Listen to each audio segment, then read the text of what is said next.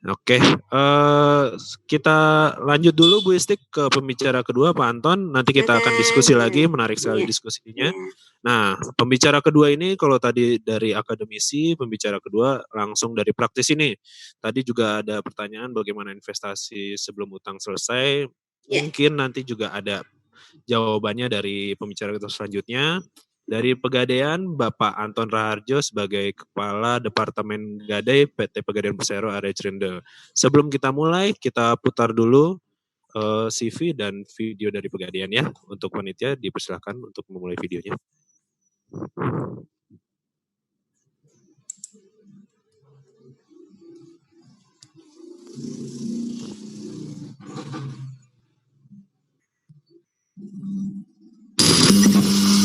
Gue jiwa muda yang penuh semangat. Semangat melangkah untuk terus berkarya. Semangat melewati rintangan untuk mengasah potensi diri. Walau ada berbagai kebutuhan yang harus dipenuhi, semangat gue nggak pernah padam karena ada yang memberikan kemudahan dalam memenuhi berbagai kebutuhan dan selalu dapat diandalkan, yang memberikan banyak pilihan dan harapan. Buang jauh ragu dan teruslah maju dengan semangat berinvestasi demi terwujudnya sebuah mimpi. Karena gue punya semangat emas.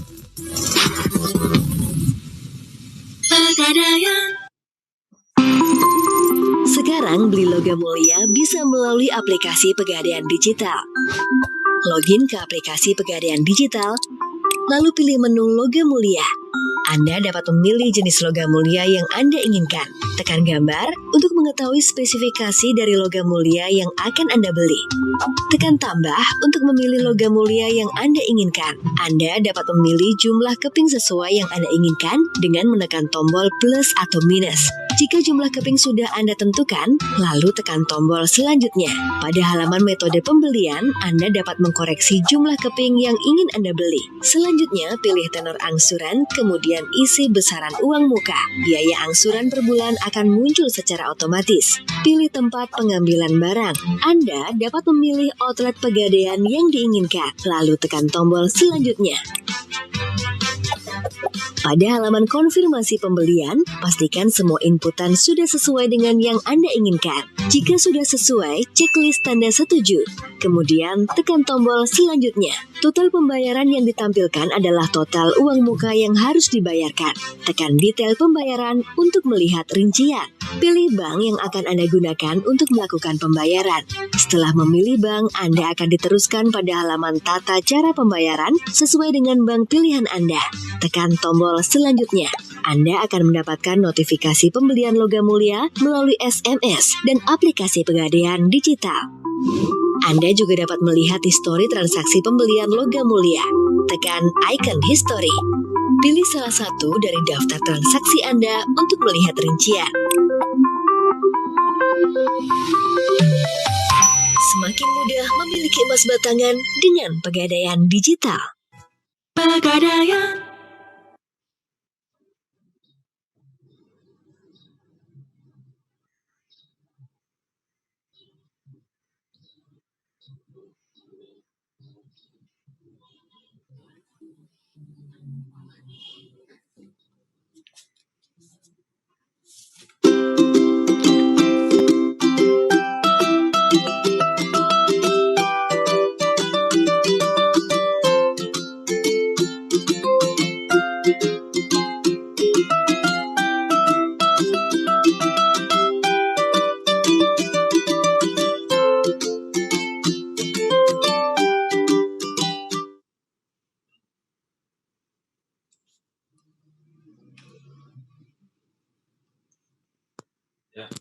Itu tadi video dari Pegadaian dan CV singkat ya dari Pak Anton Raharjo, pembicara kita hari ini. Kita sambut dulu. Selamat pagi Pak Anton Raharjo.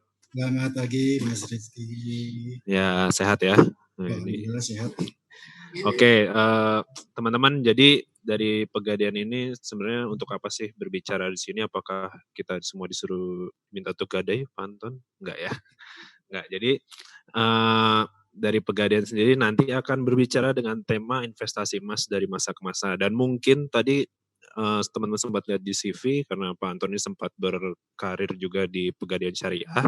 Nah nanti boleh nih nanya-nanya investasi yang yang syar'i ini sebenarnya kalau di Pegadaian tuh seperti apa sih ya model-model investasinya yang cocok untuk teman-teman muslim semua. Jadi pemasukan tetap bertambah, tabungan aman, tapi secara hukum syariahnya juga tidak melanggar gitu. Oke, langsung kita mulai saja. Silakan Pak Anton, waktunya 30 menit. Baik, terima kasih Mas Rizky. Assalamualaikum warahmatullahi wabarakatuh. Selamat pagi, salam sejahtera untuk kita semua. Yang saya hormati Bapak Dekan Fakultas Ekologi Manusia, Bapak Profesor Dr. Ujang Sumarwan. Yang saya hormati Dr. Insinyur Istiqlaliyah Muklifatun Master of Science. Yang saya hormati pula Ibu Dr. Insinyur Lili Nur Yuliati dan teman-teman semua mahasiswa Fakultas jurusan Ekologi Manusia dan seluruh peserta webinar yang saya banggakan. Senang dan bangga sekali bisa bergabung di acara webinar pada pagi hari ini, walaupun dalam kondisi keterbatasan ruang dan waktu karena kondisi COVID-19 ini kita tidak bisa bertatap muka secara langsung, tapi kita bertatap muka secara online dengan media Zoom meeting ini, di mana karena kondisi COVID-19 ini kita diwajibkan untuk melakukan protokol kesehatan dengan tidak melakukan kegiatan-kegiatan secara berkumpul bersama. Makanya dengan media ini mudah-mudahan bisa menjadi sarana edukasi buat kita semua. Teman-teman sekalian, walaupun mungkin dengan media tidak tatap langsung atau dengan virtual ini, tetap kita berharap apa yang disampaikan oleh tadi Ibu Isti, nanti yang kita sampaikan, dan juga dari nanti yang disampaikan oleh Ibu Lili bisa bermanfaat buat kita semua. Teman-teman semua, kondisi COVID-19 ini tentunya sangat tidak kita duga ya, kita tidak rencanakan, sehingga akan berpengaruh terhadap kondisi kesehatan secara fisik kita, secara kesehatan finansial juga, sehingga banyak sekali berimbas terhadap perekonomian. Mak, sekali dikunci teh. Berimbas ke kondisi perekonomian bangsa dan perekonomian secara global atau secara dunia ya. Banyak usaha yang istilahnya berkurang omsetnya atau mungkin bahkan sampai gulung tikar. Itu untuk dari sisi usaha. Dari sisi perusahaan banyak juga yang karyawan harus dipotong gajinya, harus dirumahkan atau bahkan di PHK. Nah, coba kita bayangkan seandainya itu terjadi kepada kita, gitu kan?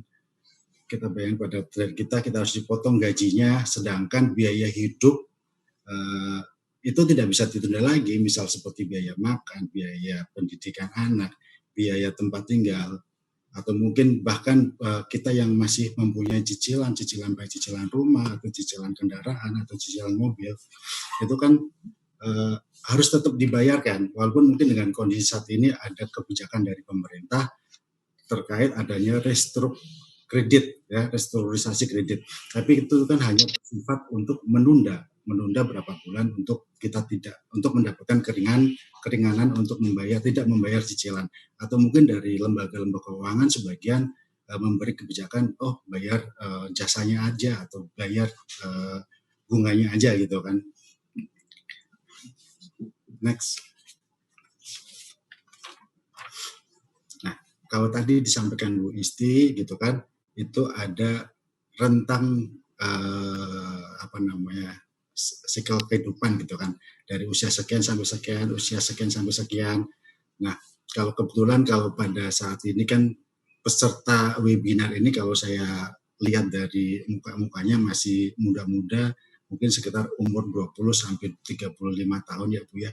Nah, ini kondisi seperti ini kadang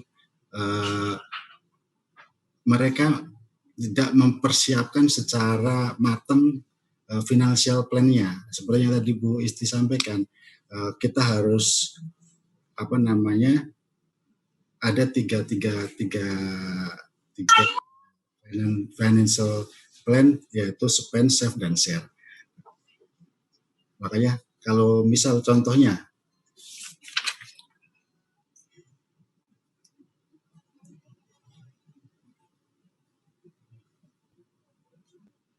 ya terkadang ada kesalahan-kesalahan yang teman-teman di usia-usia tersebut itu dilakukan, itu adalah salah satunya untuk mengikuti gaya hidup gitu ya, untuk lifestyle. Mereka itu rela berhutang untuk membeli pengalaman karena merasa berhak untuk menikmati hidup setelah bekerja keras.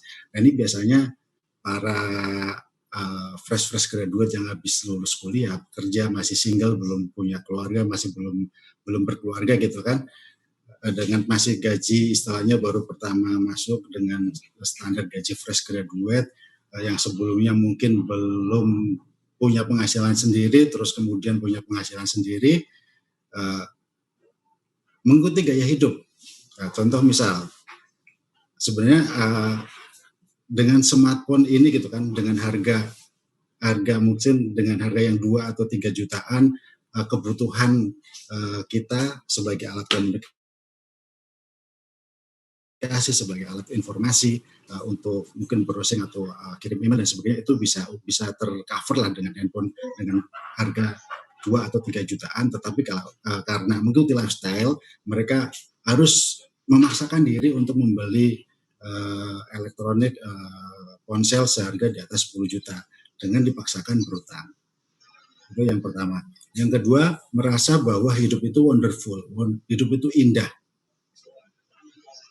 Kita tidak pernah, kita masih muda, masih sehat kan, masih muda, masih sehat, masih senang-senangnya gitu kan. Nah, jadi tidak pernah memikirkan untuk menyisihkan dana darurat, sepertinya itu nggak penting lah, nantilah, gampang lah nantilah, karena kita masih muda gitu kan. Kesalahan yang ketiga adalah senang menunda investasi. Makanya mudah-mudahan dari pengalaman COVID-19 ini, kita bisa merencanakan dari awal, jangan sampai kita istilahnya udah lewat baru kita untuk merencanakan keuangan kita secara baik. Walaupun itu tidak salah juga, nggak telat juga, nggak harus dimulai dari masih muda, tapi ketika sudah kondisi seperti ini, kita berharap bisa belajar bagaimana nanti untuk mengantisipasi ke depannya seandainya terjadi krisis lagi seperti ini gitu kan. Ya kan, kalau dengan kondisi seperti ini pastinya orang-orang yang bertahan saat ini adalah orang-orang yang sebelumnya sudah melakukan financial plan atau perencanaan keuangan mereka secara baik. Yang kesalahan adalah di usia-usia 20-35 tahun itu mereka lebih suka trading, mencoba mencari keuntungan sesaat gitu kan, mencari keuntungan sebentar, dapat keuntungan buat senang-senang, buat popoya, buat beli ini, beli itu, atau pamer ini, pamer itu biasa yang terjadi di usia-usia 20-35 tahun. Terus lebih suka mencicil daripada membeli tunai, padahal secara kemampuan ada yang bisa mampu, gitu kan, mampu bayar, tapi mereka lebih suka mencicil. Uangnya biasa untuk memang karena gaya hidup gitu kan, digunakan untuk keperluan-keperluan yang istilahnya untuk kesenangan lah gitu kan, belum berpikir untuk ke investasi. Terus yang kemudian adalah lebih suka menyimpan dana dari dalam satu rekening.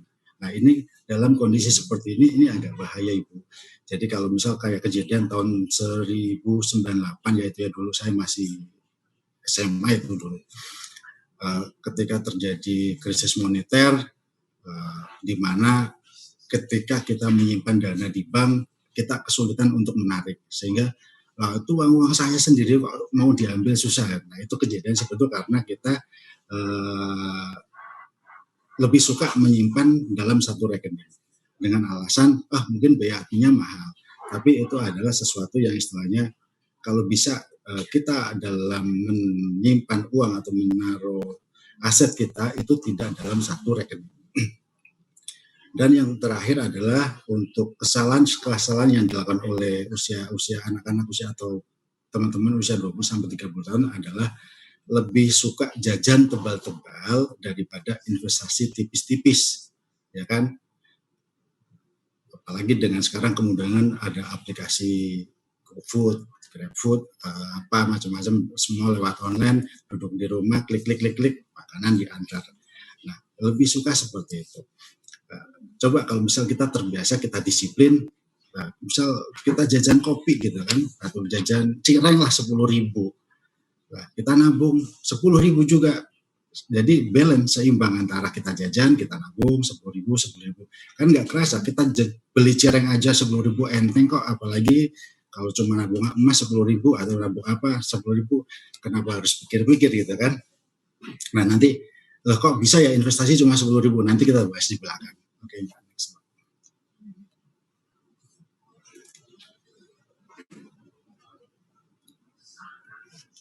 Ya, ini tadi seperti yang Ibu Isti juga sampaikan bahwa untuk financial planning kami ngambil sederhananya saja Bu ya.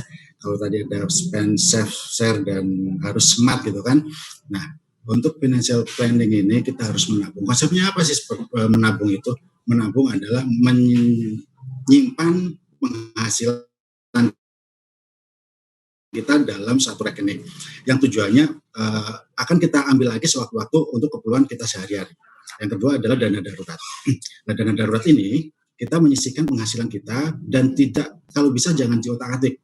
Jangan otak-atik karena memang kebutuhan dana darurat ini digunakan untuk seandainya benar-benar terjadi sesuatu yang harus dana itu harus keluar. Yang ketiga adalah investasi. Memberikan penghasilan dengan membeli masa depan dengan harga sekarang. Investasi ini macam-macam Ibu, bisa berbentuk real asset ya. Real asset itu ada dalam bentuk rumah, tanah, ruko, atau logam mulia. Atau dalam bentuk aset paper. Bisa obligasi, saham, ataupun reksadana. Dan kemudian bisnis aset, perusahaan atau franchise. Nah, untuk teman-teman dan Bapak Ibu sekalian, kalau untuk Bapak Ibu untuk memilih investasi ini, pastikan bahwasanya Ibu memahami atau Bapak Ibu teman-teman itu memahami apa sih yang kelebihannya ini, apa ini kekurangannya ini. Nah, jadi kalau perlu mungkin kita harus tanya ke pakarnya. Kalau obligasi gimana sih, kalau saham gimana, kalau reksadana gimana, kalau beli logam mulia seperti apa gitu kan. Nah, itu yang perlu dipahami untuk menentukan pilihan investasi ini adalah Bapak Ibu dan teman-teman semua harus tahu tujuannya dulu. Ini mau digunakan untuk apa?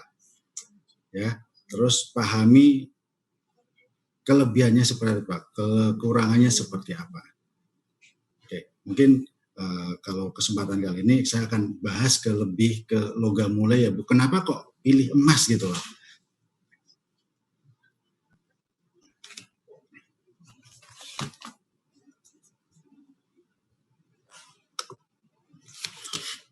Nah, kenapa kok kita investasinya pilih emas? Pertama karena emas tahan inflasi. Kenapa bisa disebut tahan inflasi? Itu perkembangan harga emas tiap tahun itu rata-rata ada 20% lah. Kalau misal itu rata-rata ada karena memang harganya fluktuatif ya. Tapi kalau untuk dihitung secara satu dasawarsa 10 tahun itu kenaikan harga emas itu sebesar 67% kurang lebihnya dari data statistik ya. Sedangkan kenaikan inflasi dalam 10 tahun terakhir itu adalah sebesar 43%.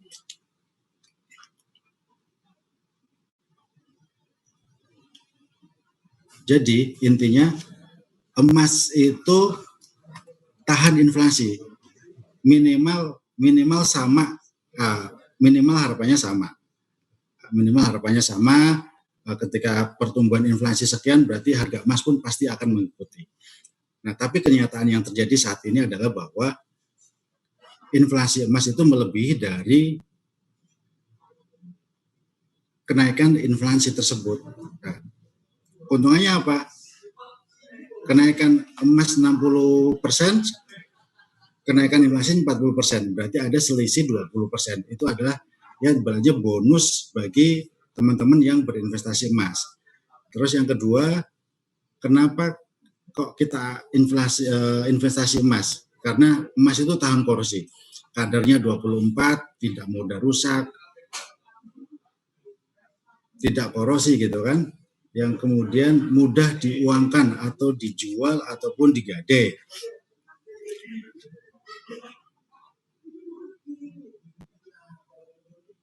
Terus mudah dipindah tangankan, karena kalau kita investasi tanah gitu kan, kita harus ada pengurusan balik nama, sertifikat dan sebagainya. Tapi kalau emas, ketika kita butuh dana bisa dijual, sangat liquid, gampang, cepat, dan kalau untuk saat ini bisa di mana aja ya, di mana aja. Kalau dulu mungkin ketika kita berinvestasi emas mungkin harus beli di toko emas, tapi sekarang banyak lembaga-lembaga keuangan yang sudah istilahnya melayani untuk pembiayaan logam mulia.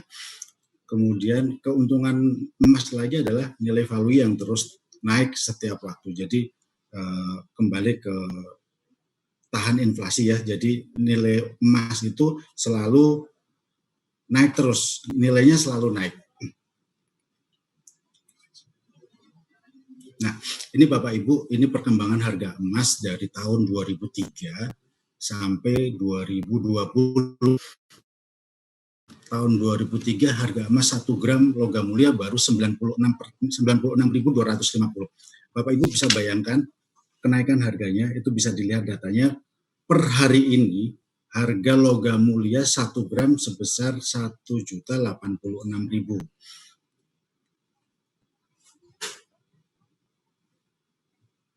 Jadi ada kenaikan setiap tahunnya, itu selalu tumbuh terus. Cuma untuk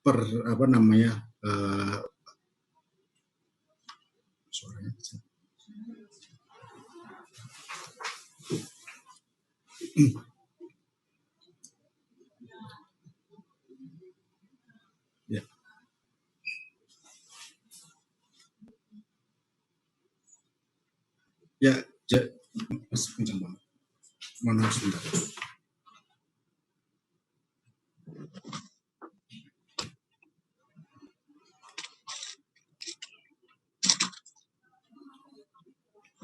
Ya, jadi tadi saya sampaikan bahwa dalam satu dasawarsa kenaikan harga emas itu kurang lebih sampai 67%.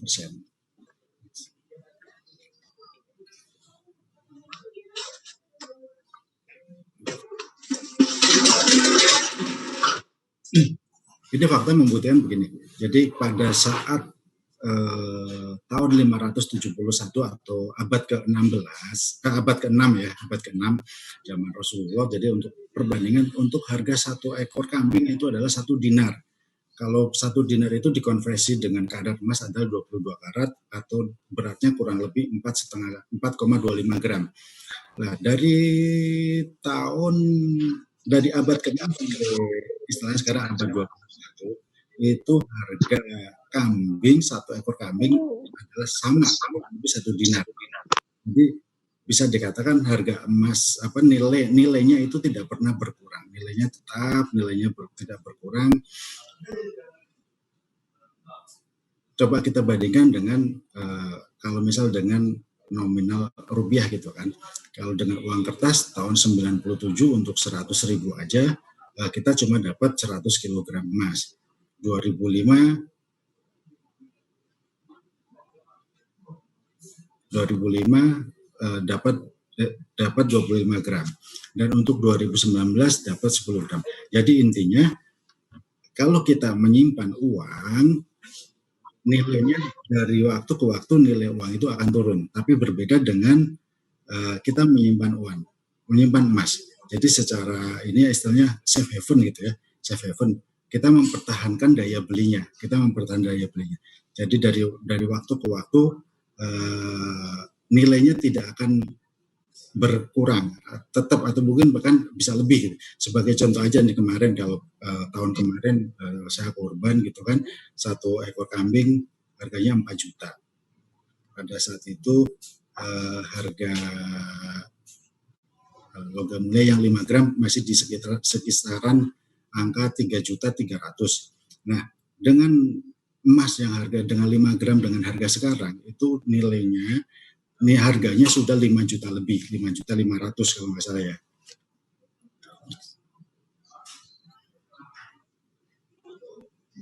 Ini ada sedikit video bisa diputar Mbak Nesya.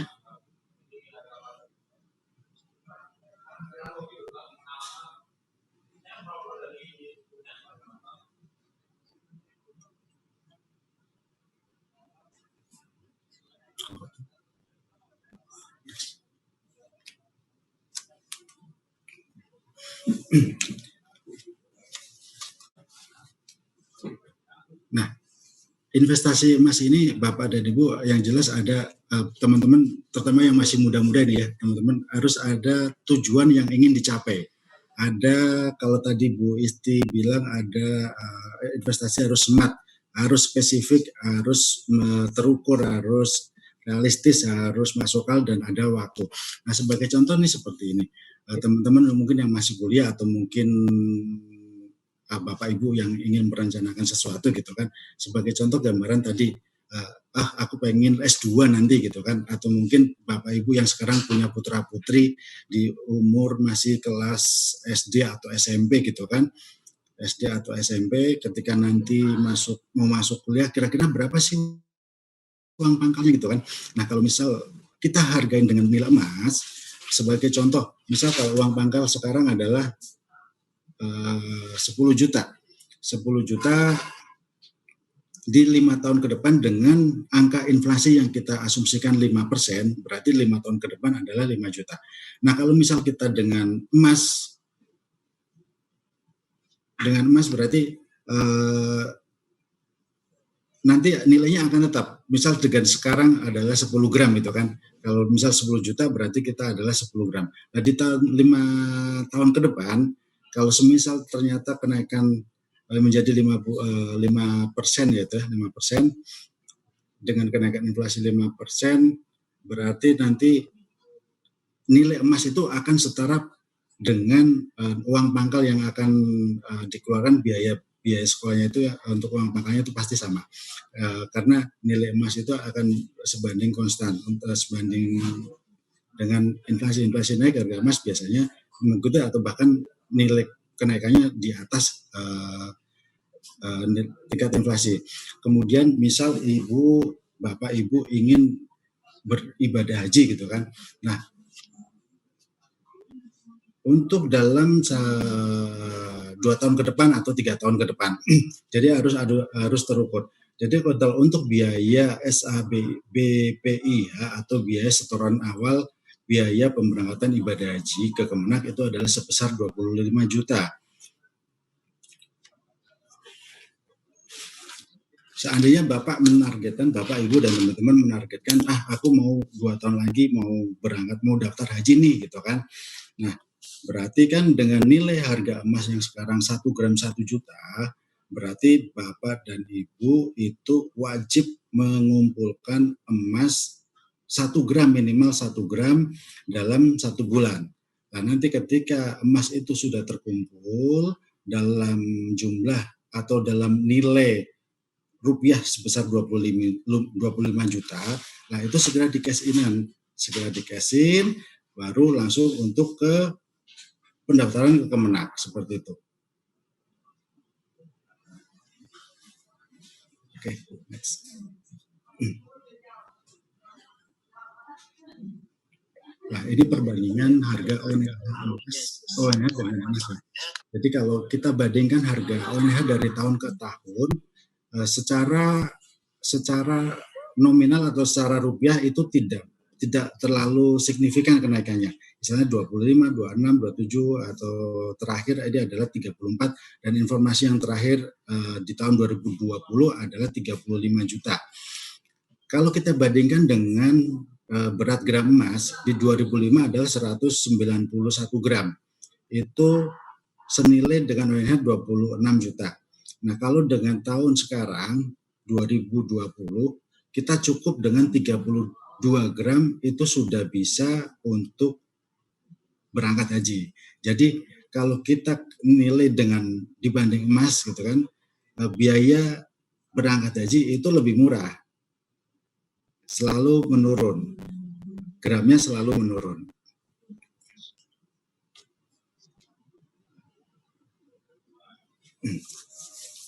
Nah, jadi kadang menjadi pilihan buat teman-teman gitu ya, kalau ibu-ibu atau pilih yang mana sih Mas kalau misal investasi emas itu baiknya logam mulia atau perhiasan gitu kan. Nah, itu tergantung ini ya fungsinya. Nah, kalau misal memang tujuannya untuk investasi, ya kita sarankan untuk logam mulia. Tapi kalau ibu-ibu kan biasanya untuk fashion, tidak salah juga sih Ibu ya. Tapi ada namanya kelebihan dan kekurangannya gitu kan. Kalau logam mulia itu jelas kadarnya 99,9%. Terus bebas inflasi, melindungi nilai daya beli, bebas perawatan. Sedangkan untuk perhiasan sama sih, memang mudah dicairkan, bebas inflasi, melindungi nilai daya beli. Tapi di sini ketika harga jualnya itu ada spread yang berbeda Ibu. Ketika logam mulia itu ada harga jual, ada harga belinya. Itu selisihnya tidak selisih banyak. Tapi kalau dalam bentuk perhiasan itu biasanya lebih tinggi selisihnya. Karena apa? Karena perhiasan itu ada ongkos bikin, ongkos cetak, ongkos bikin lah kalau di toko istilahnya itu 10-15%. Jadi nanti kalau kita sarankan ya Ibu tinggal pilih mau yang perhiasan atau logam mulia, tapi kalau kami sarankan lebih baik untuk tujuan investasi adalah pilih ke logam mulia.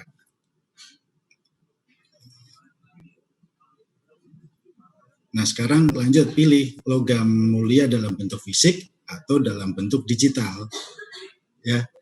Sekarang lembaga keuangan udah banyak sekali yang memberikan layanan emas digital.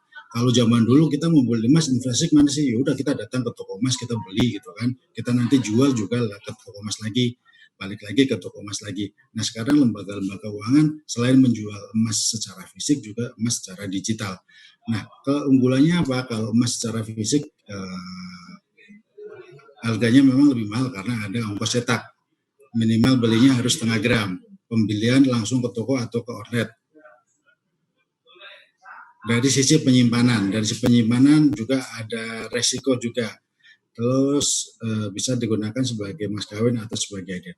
Nah, untuk emas digital harga lebih kompetitif karena memang bentuknya adalah saldo gram emas ya. Dan itu bisa dibeli lebih dari 0,01 gram. Tadi yang seperti saya sampaikan, kok bisa ya investasi cuma dengan mulai 10.000 gitu kan.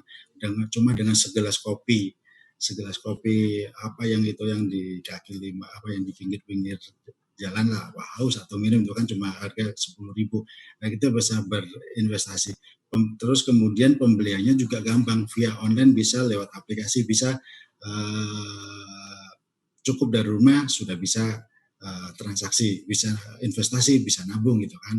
Nah, ketika nanti saldo emasnya sudah mencapai batas, misal 1 gram, aku mau cetak aja lah, itu boleh seperti itu. Jadi mau yang mana nih bagusnya, emas fisik atau emas digital, itu tergantung dari teman-teman dan Bapak Ibu semua. Yang jelas kalau misal emas digital atau itu kan istilahnya sesuai dengan kemampuan, nggak harus 100.000 atau berapa dengan uang 10.000 pun bisa. Tapi kalau dengan emas fisik, pembelian emas fisik, Ibu bisa beli tunai atau yang kemudian adalah dengan sistem cicil. Nah, kalau dengan pembelian emas fisik berarti kan udah kita tetapkan nih, dalam 1 tahun saya harus beli 5 gram nih, atau dalam 6 bulan saya harus beli 5 gram nih. Berarti ada satu kewajiban yang istilahnya ditetapkan harus dibayar dalam setiap bulannya. Tapi harus terukur dan harus sesuai target kalau tujuan kita untuk investasi ya, untuk investasi, untuk safe haven, untuk menjaga daya beli kita. Nah, untuk berinvestasi emas ini tentunya kan Bapak Ibu banyak lembaga keuangan yang istilahnya melayani untuk pembelian logam mulia ini. Nah, salah satunya mungkin sebagai lembaga yang terpercaya, yang memiliki kredibilitas itu adalah salah satunya adalah Pegadaian ya. Di sini Pegadaian sudah berdiri dari 119 tahun yang lalu.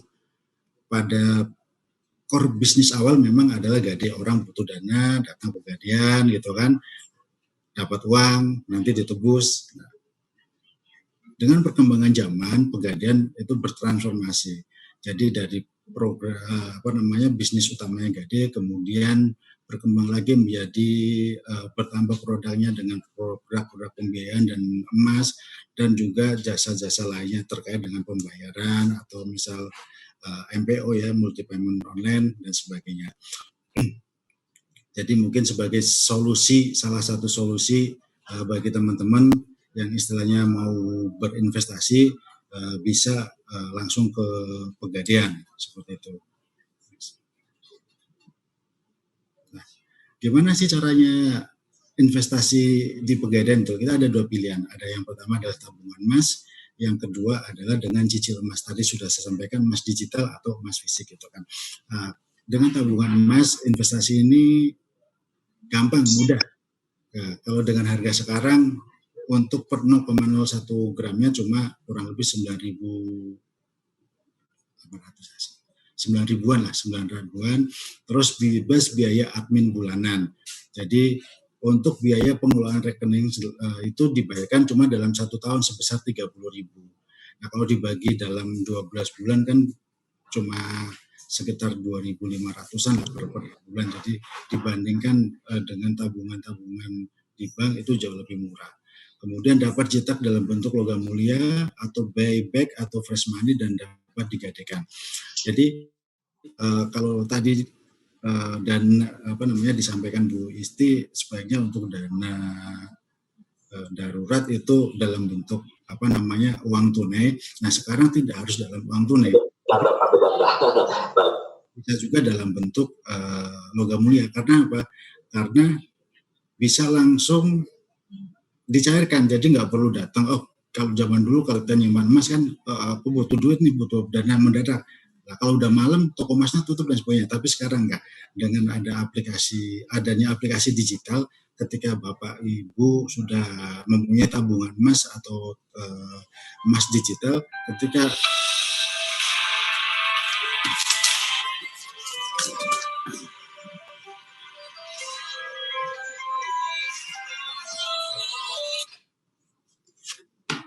jadi tidak perlu was-was ketika istilahnya butuh dana, itu bisa langsung dicairkan, langsung masuk ke rekening Bapak dan Ibu sekalian.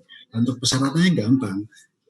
Persyaratan cuma KTP sama untuk biaya pendaftaran adalah minimal 100.000. Itu kalau misal Bapak Ibu langsung datang ke outlet ya, lewat aplikasi. Nah, kemudian untuk cicil logam mulia. Nah, ini keuntungannya apa? Ketika Bapak Ibu cicil, ini sudah ditetapkan harga di awal dengan uang muka 15% dan angsurannya bisa dengan pilihan jangka waktu tertentu, misal 6 bulan, 12 bulan, 18 bulan, atau maksimal 3 tahun. Dan cicilan itu flat sampai lunas. Ketika harga emas naik jadi berapapun, itu angsuran Ibu Bapak dan Ibu tidak berubah. Jadi tetap. Nah, itu tergantung dari nanti Ibu pilihannya mau mana. Kita ada namanya tabungan, ada juga produk mulia. Tergantung kondisi keuangan Ibu. Ketika kita mau berinvestasi, ketika uangnya mungkin banyak, bisa langsung beli cash. Tapi ketika kita uangnya terbatas, kita bisa dengan mencicil. Ketika kita mungkin cuma menyisihkan uang sisa uang jajan, bisa dengan tabungan emas. Sedikit-sedikit lama-lama menjadi bukit. Sedikit beli emas atau beli emas sedikit-sedikit, seperti itu ya teman-teman ya. Lanjut Mas. Nah, ini untuk simulasinya contohnya aja. Misal Bapak Ibu mau rencana mau ngambil 5 gram dan dalam bentuk cicilan ya. Sekarang sudah menunjukkan 284. Uang mukanya juga 842.600 untuk angsuran per bulannya, tergantung Ibu mau Bapak Ibu teman-teman mau ambil yang berapa lama. Sebagai contoh misal ngambil 12 bulan, itu berarti untuk angsuran per bulannya sebesar 420 itu sampai lunas. Tidak ada perubahan harga, walaupun nanti harga emas naik nih, misal jadi 1.500.000, ini kondisi sekarang udah 1.084.000. Ini dalam 1 bulan aja kenaikannya dari bulan Juli ya, dari bulan Juli itu kenaikan harga emas sudah 30%.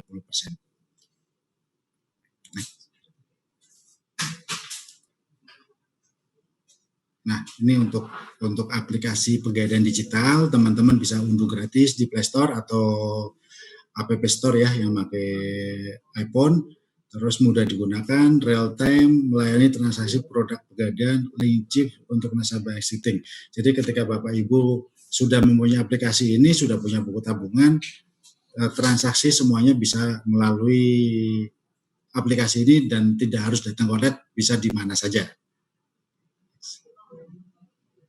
Nah, ini buat teman-teman yang istilahnya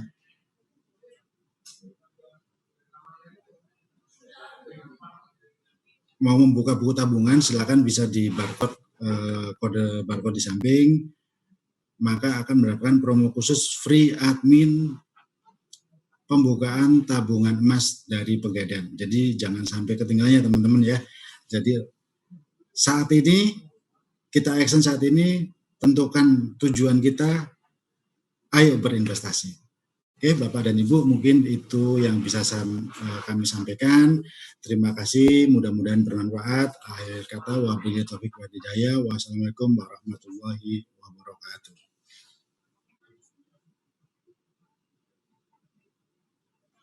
Ya, waktu dan juga saya kembalikan ke Mas Rizky, silakan Mas. Oke, terima kasih sekali untuk materinya Pak Anton mengenai investasi emas ya, terutama dari Pegadaian ya. Nah, teman-teman ini banyak sekali yang bertanya. Udah ada yang dipilih dari tim panitia sebentar ya. Nah, ini ada pertanyaan dari Megawati Simajuntak, benar ya? Apakah investasi emas ini dianggap syar'i? Terus selanjutnya apakah mungkin ada penolakan untuk buyback emas di saat harga tinggi seperti ini? Karena saya pernah mendengar ada yang sulit menjual Pegadaian. Ada yang sulit menjual Pegadaian, apakah bisa untuk layanan buyback emas? Oke, silakan dijawab dulu Pak Anton Rajo.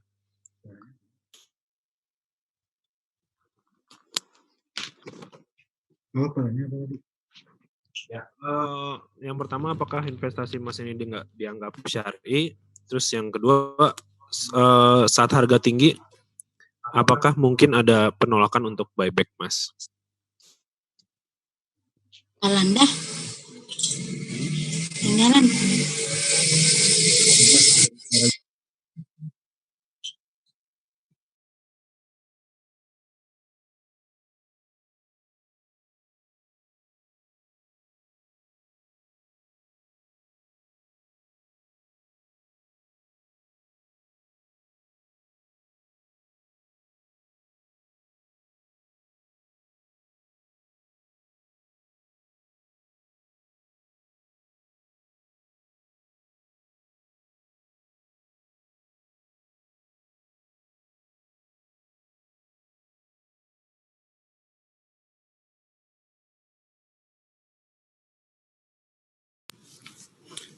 Baik, terima kasih atas pertanyaan Ibu Mawar. Itu pertanyaannya bagus sekali ya.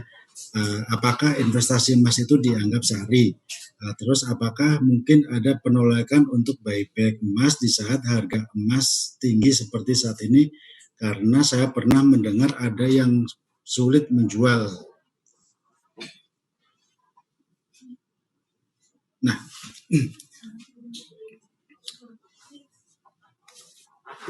jadi Bapak Ibu sekalian dan teman-teman sekalian, produk Mulia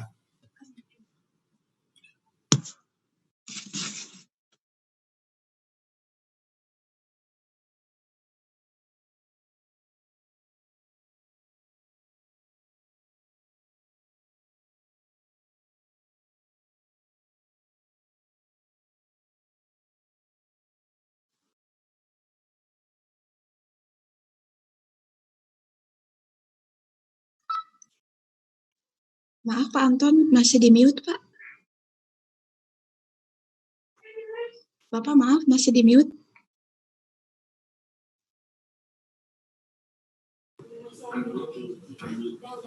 Oke, baik, saya ulangi, mohon maaf.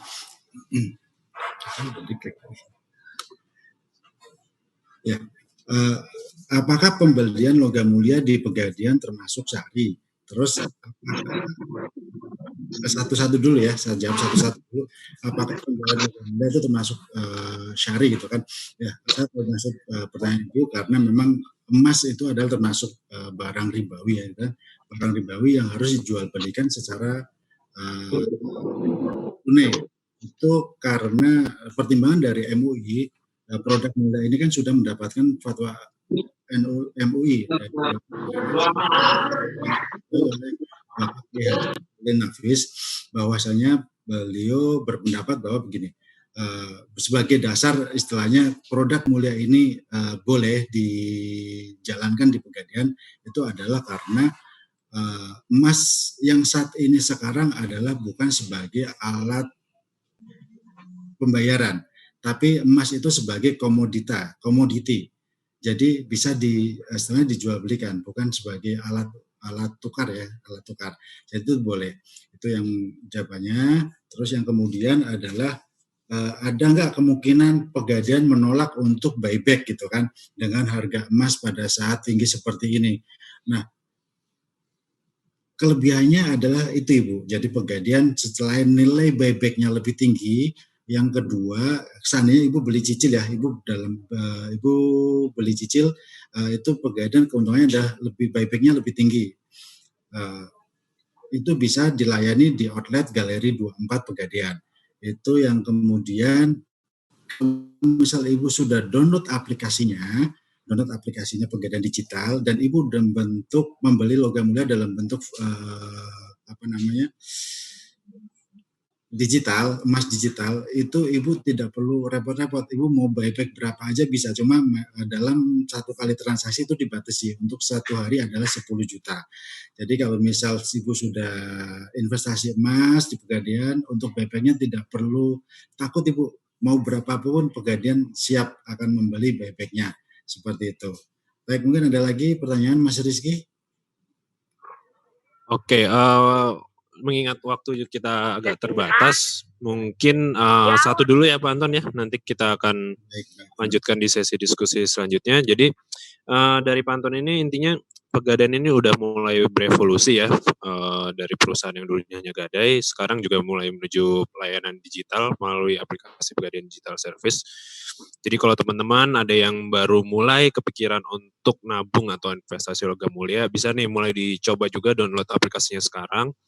Kebetulan nanti juga kan ada door prize ya berupa saldo tabungan emas. Jadi nanti setelah download, kalau terpilih untuk mendapatkan door prize itu bisa langsung diisi saldonya.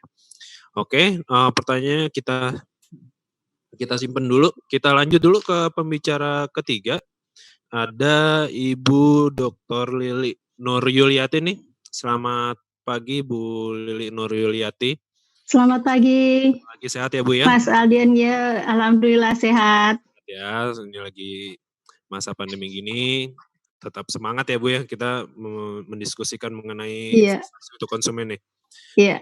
Belum dimulai, kita tonton dulu video EECIM dan dilanjut dengan CV dari Bu Lili Nuryuliati. Silakan panitia.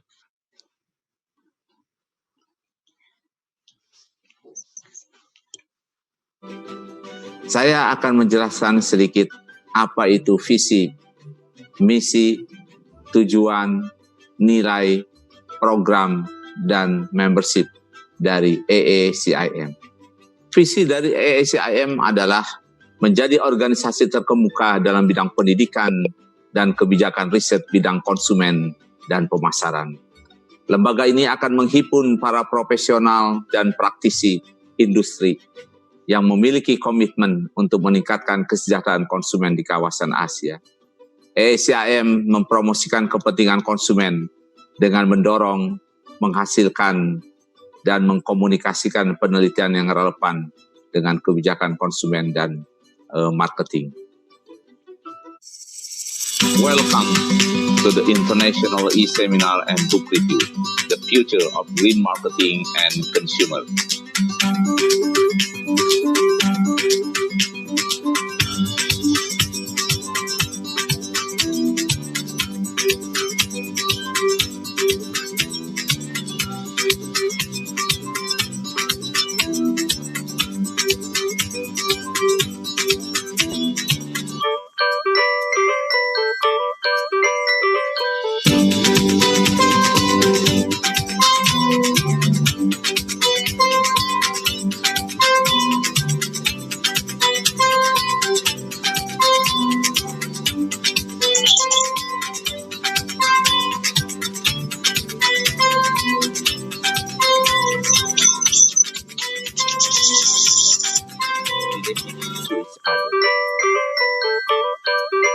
The goals and targets, especially in area of critical importance for humanity.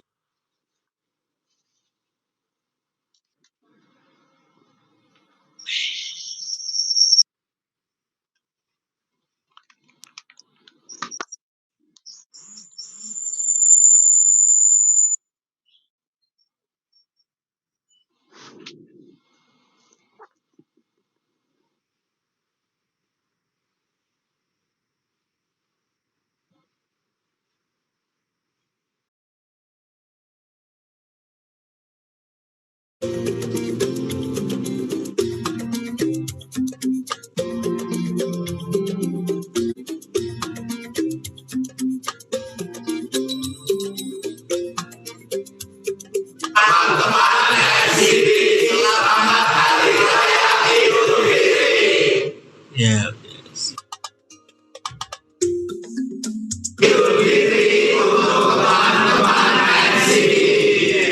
Assalamualaikum warahmatullahi wabarakatuh.